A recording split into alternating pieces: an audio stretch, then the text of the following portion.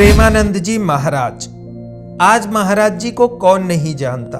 देश विदेश में महाराज जी के लाखों भक्त हैं, लेकिन आज हम आपको महाराज जी के जीवन से जुड़ी एक ऐसी कहानी सुनाने जा रहे हैं जिसके बारे में शायद ही आप जानते हैं। महाराज जी के जीवन में एक ऐसी घटना घटी जिसके बाद महाराज जी की जिंदगी ने एक नया मोड़ ले लिया।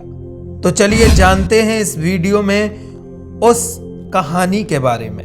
प्रेमानंद महाराज जी की जीवन कहानी, उनके त्याग और आध्यात्मिक सफर की एक प्रेरणादायक कथा है। जब एक भक्त ने महाराज जी से पूछा कि क्या कभी उन्होंने घर छोड़ने के बाद वापस लौटने का विचार नहीं किया था, तब महाराज जी ने बहुत ही सरलता और आत्मविश्वास से उत्तर दिया कि ऐसा कभी नहीं हुआ।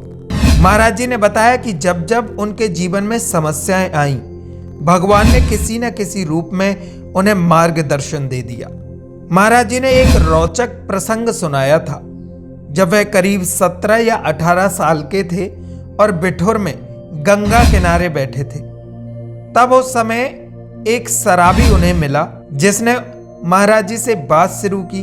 उस शराबी ने महाराज जी को एक जगह ले जाकर बैकुंठनाथ की मूर्ति दिखाई जो गरुड़ पर सवार थे। शराबी ने महाराज जी से पूछा कि ये कौन है, तो महाराज जी ने जवाब दिया ये भगवान है।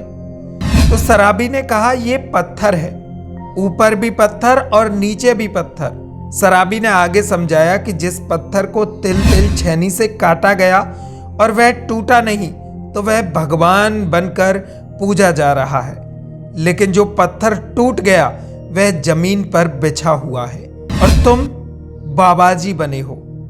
तुमको भी तिल तिल काटा जाएगा, लेकिन तुम टूटना नहीं। ये वाक्य महाराज जी के जीवन का एक महत्वपूर्ण मोड़ बन गया और उन्होंने उस शराबी को प्रणाम किया। इस घटना के बाद जब भी महाराज जी के जीवन में कोई कठिनाई आती है, भगवान ने किसी न किसी रूप में उन्हें समझाया और उनका मार्गदर्शन किया। महाराज जी ने आगे बताया कि वह अकेले हैं और उनके पास कोई दोस्त नहीं है। उन्होंने कभी धन संपत्ति की लालसा नहीं की और उनके पास ना तो कोई रुपया है, ना कोई मोबाइल है, ना कोई सरकारी दस्तावेज में उनका नाम दर्ज है। उनका जीवन पूरी तरह से साधुता और त्याग का प्रतीक है।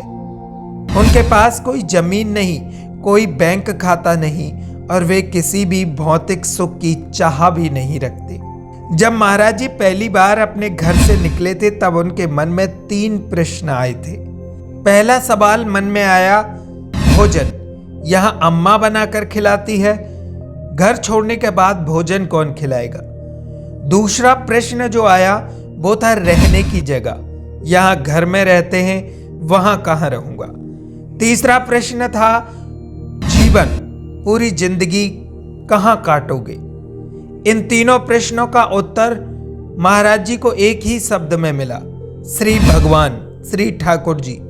भगवान जहाँ रखेंगे वहीं रहूंगा, जो खिलाएंगे वही खाऊंगा, जैसे काटोगे वैसे काटूंगा। इस उत्तर में उनके भगवान पर विश्वास और समर्पण की अटूट भावना झलकती है। इस कहानी का जो निष्कर्ष है वो समझिए।